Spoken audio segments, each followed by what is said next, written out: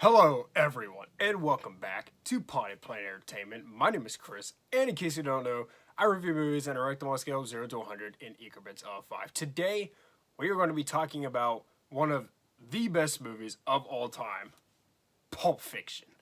Pulp Fiction was a movie that the first time I watched it, I didn't really get it. The first Tarantino movie I ever saw was actually Once Upon a Time in Hollywood. And I do love this movie very much. I think that this is his second best film. I think it's underrated, honestly. For some reason, a lot of people say that this is like his worst, other than maybe like Death Proof. I don't agree with that. I love that movie to death. But this movie had more of a Tarantino feel to it than that one did. And it's told out of sequence. And so I wasn't really used to Tarantino style filmmaking, so I didn't really get it. I thought it was like a 6 out of 10. But then the more I thought about it, and I thought about it for like 2 years, the more I began to appreciate it more. And then finally I got around to rewatching it, and then I fell in love with it. So let's talk about Pulp Fiction. Came out in 1994. It was nominated for Best Picture. Didn't win. It lost to Forrest Gump. A lot of people debate that. And it stars John Travolta, Uma Thurman, Samuel L. Jackson, Bruce Willis, and Ving Rhames. It was directed by Quentin Tarantino, and it was produced by Danny DeVito. Yes, that Danny DeVito. Richard N. Gladstein, Michael N. Gladstein, Michael Schamberg, Stacey Sher, and the Weinstein brothers. Why did they produce so many great movies? Or why did Harvey have to produce so many great movies? Because I gotta keep mentioning his freaking name in my videos. Anyways, so this movie tells a few different stories, and they all intertwine together. One of them is about a couple of gangsters, and one of them, played by Samuel L. Jackson, is trying to sort of go on in a different direction in life. Bruce Willis plays a boxer who breaks a deal with the head of a gang, and he has to go on the run from him because that guy's trying to kill him. And the third one also has John Travolta in it, where he's essentially babysitting Ving Rhames' wife, and he takes her out on a date, not on a date, but like just to keep her entertained, and she has a drug overdose, and all these stories intertwine. It's very, very good. I love Pulp Fiction to death. This movie has so much charm and wit to it, and it is such a dialogue-driven film. So I guess I'll go ahead and get into my pros with it. Firstly, it is very witty, like I said, and it is a very dialogue-driven film. This movie would not be the same if it wasn't for the dialogue. The dialogue is what drives Pulp Fiction. It's not a narrative-driven film. It's not a plot-driven film. It's not even really as much a character-driven film. It's driven by this dialogue, and the dialogue doesn't drive the plot. It's just interesting and fun to listen to. There are 1,000, just every line from this movie pretty much is just gold. It's really, really phenomenal writing. It's some of the best writing I've ever seen put to screen. Let's see. It's funny. This movie does definitely have its funny moments. Some of them are a bit dark humor. The performances are really good. It's a really well casted film. The directing, Tarantino directed the crap out of this movie. This movie wouldn't have worked as well if anybody else had directed it. Samuel L. Jackson and John Travolta have really good chemistry with each other. I love the scene where, like I said, there's some dark humor in this one, and we're going to get into spoilers a little bit in case you've never seen Pulp Fiction, but there's a scene where John Travolta accidentally shoots a dude in the head while he's sitting in the back of the car, and it's really funny.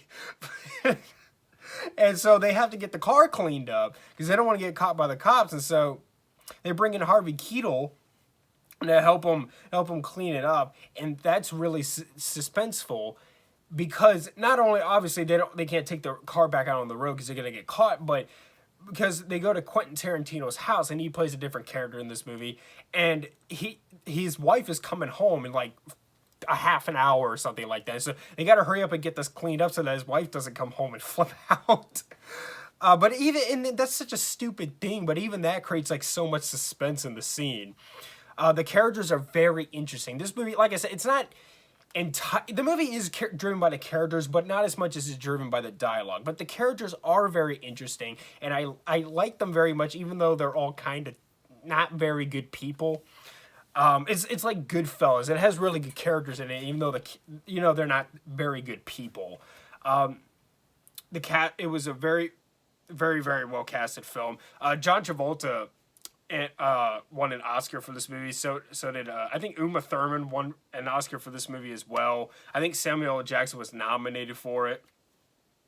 I also like the relationship between Bruce Willis and his girlfriend in the movie. They have a very cute relationship, and some of my favorite scenes of this movie are when so so in Bruce Willis's story, right? He and Ving Rhames end up getting kidnapped by these homosexual rapists, and Bruce Willis manages to escape while Ving Rhames is getting it, and he goes to leave, but even though Ving Rhames just tried to kill him, and he just tried to kill Ving Rhames, even he is like, I can't leave him to suffer this fate, and so he grabs a weapon, and then he sees something he likes better, and he grabs that. Then he sees something he likes better, and he grabs that. Then he sees something he likes better, and he grabs that. And he just keeps working himself up from these small things to chainsaws. And he goes and he gets a samurai sword, and he goes to save him with the samurai sword. And then Ving Rhames shoots the rapist in the crotch.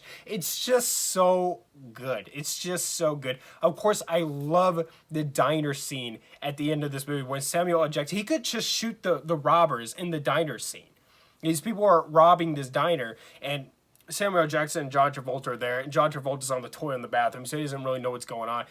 But Samuel L. Jackson's in it, and he just wants to resolve this without killing them, because he's trying to go through this spiritual change. He doesn't want to be a gangster anymore. He doesn't want to hurt people no more. He wants to do something else. And they...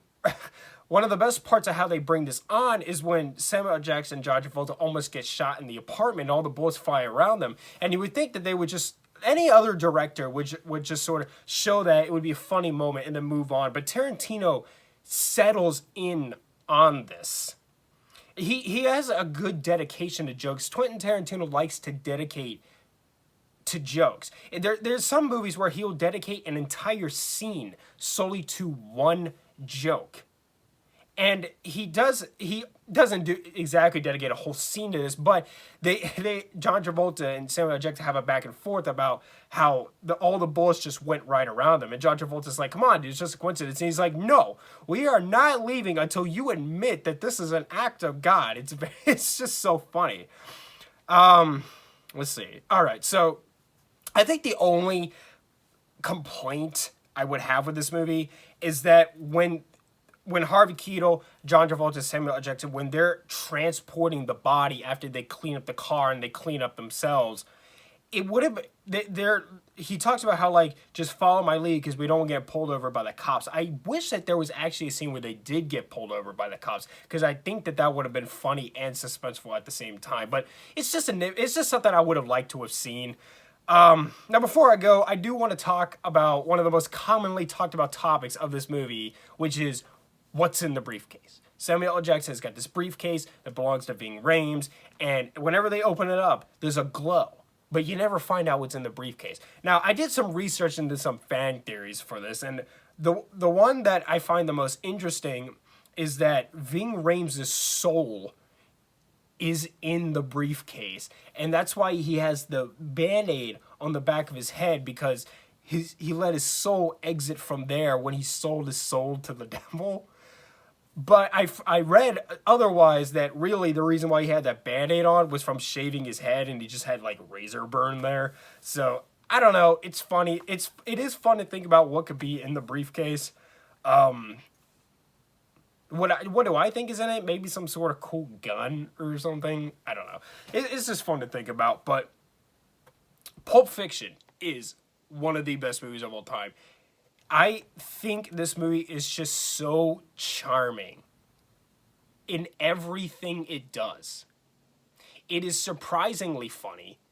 The actors are fantastic in this movie. Everybody's on their A game, and it really has a special place in cinematic history. This movie helped sort of transform filmmaking. It sort of made filmmakers look at films and they were like, we don't always have to do this in the traditional sense. We can sort of experiment a little bit. And so Quentin Tarantino helped open up more possibilities for filmmaking when it came to Pulp Fiction. I love Pulp Fiction, and of course it gets a 100. All right, I will be back very soon to talk about Michael Bay's new movie, Ambulance. I hated it. We're going to rage about it and have a good time. Thank you so much for watching. Subscribe to Pie Player Entertainment for more. Hit the like button, leave me reviews, suggestions, comments down below. Follow me on Instagram at Pie Player Entertainment for channel updates, and much love.